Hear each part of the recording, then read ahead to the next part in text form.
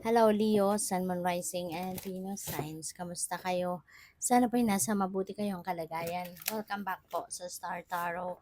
At kung bago kayo rito, welcome din po kayo. Please subscribe, like, share my videos, and leave me a comment po kung nakaresonate kayo. Thank you. So, first card na Leo, we have achievement.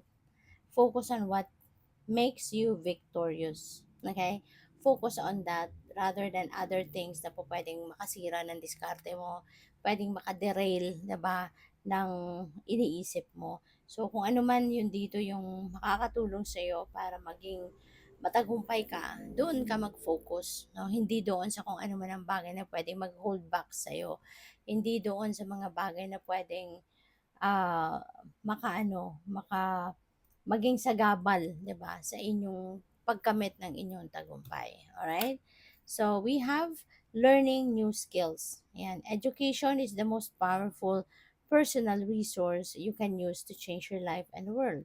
So, this is good, no? Maaari ng iba sa inyo dito is going to baka merong pagbabalik school na gagawin ng iba sa inyo rito. Maybe you're going back to school, maybe continuing education, or po pwedeng this is totally different uh, path, no? Ibang direksyon ng hindi ito yung kunyari masteral, hindi ito yung ganun, kundi this could be a totally different course kunyari na kukunin ninyo sa school, pwedeng ganun.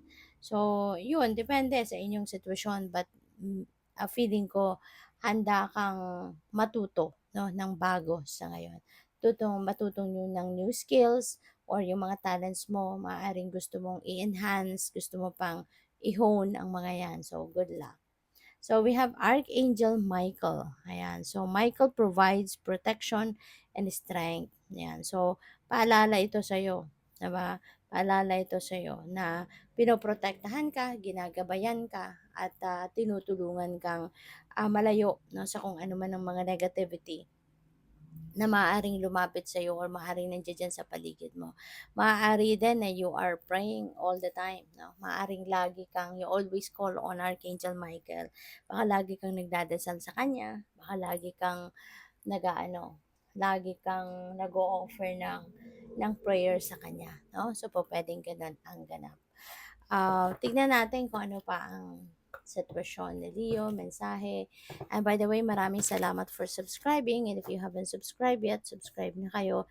And also, maraming salamat din for not skipping the ads. Malaking bagay po yan sa akin. And also, please click the join button sa baba ng video kung gusto po ninyo na mag-join kayo sa membership. Salamat. So, we have give back. Ayan, sabi dito today is to cast aside normal routines and make your main purpose to serve. It is about giving back without any thoughts or expectation of getting anything in return. Reach out and touch other people's spirits as it's highly likely that someone really needs it today. So siguro Leo, now is the time. No? Baka ito yung mission ninyo right now to help other people. 'Di ba? To help other people, to serve other people. No? Maaring isa sa mga mission ninyo is to be of service to others. Maaring isa sa mga mission ninyo is to assist, to support in any way, shape, or form other people. No? At saka ano ka, maaaring nasa puso mo talaga ang pagtulong, maaaring nasa puso mo talaga yung pag-asiste sa mga tao. 'Di ba? Regardless kung ano man ang kanilang pangangailangan, maaaring nandiyan ka para lagi kang tumulong sa kanila. Maaari din na yung mga tao sa paligid mo talagang pinipili ka din nilang tulungan, I mean lapitan, because they know na lagi kang nandiyan at handa kang tumulong lagi, magbigay ng asistensya na kahit ano man ang kailangan nila, no? So, this could be your purpose sa ngayon, this could be your mission sa ngayon. So, we have new beginning. Meron kayong sisimulang bagong ganap dito. Sabi dito, everything in life is constantly vibrating and moving and therefore continuously changing and evolving. So be aware that a new beginning is on the horizon. Have courage and faith because right now, life is trying to nudge you forward and move you in a new direction. So baka kung ano man ang new beginning na to, this could be a redirection sa inyo ng divine. Po pwedeng meron kang ah, dating ginagawa, meron kang existing na project, let's say for example, existing project at maaring hindi yan ang dapat na pagkakaabalahan mo, 'di ba? Maaring hindi yan yung nakatakda 'no, sa panahong ito na gagawin mo. Kaya pupuwedeng merong bagong opportunity na dadating and that is what you need to focus on kasi nandiya-diyan pala, 'di ba? Nandiya-diyan pala yung bagay na kailangan mong pagtuunan ng pansin 'no, at this time. So pupuwedeng gano'n. At pay attention ano, pay attention sa inyong mga ah, intuitive messages na natatanggap or mga pupuwede rin na merong mga lumalapit sa'yo at nag-o-offer ng kung ano man 'no. So that could be the opportunity 'di ba, na kailangan mong pagtuunan ng pansin. So and maaari na 'yun ang dapat ninyong ano, 'yun ang dapat ninyong pansinin, 'yun ang dapat ninyong i-consider, tignan ninyo. Kasi kumbaga merong mga opportunity dito na ipapadala sa'yo ang universe. And that is something na kailangan mong pagtuunan ng pansin at maaring yun ang kailangan mong gawin. So, what else? Let go.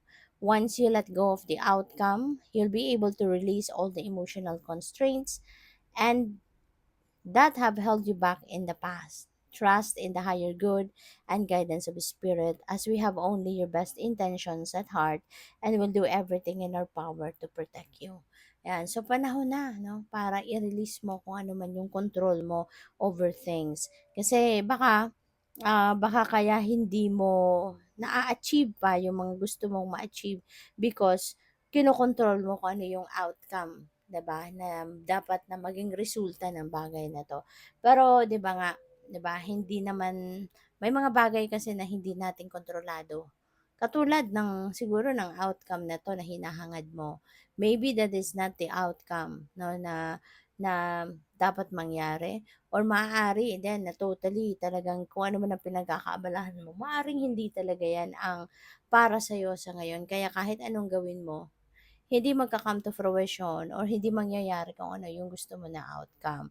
So, puwedeng gano'n din 'yan, 'no? Gano'n din ang ganap. So, mararamdaman mo naman, 'di ba? Mararamdaman mo naman if it's about time na for you to release it from your life. Kasi kunyari you've done everything you can. Diba? Ginawa mo na lahat na magagawa mo. Na-exhaust mo na lahat ng resources mo, yung skills mo, yung galing mo, as in mararamdaman mo na ginawa mo na ang lahat para mapagtagumpayan ito pero talagang wala.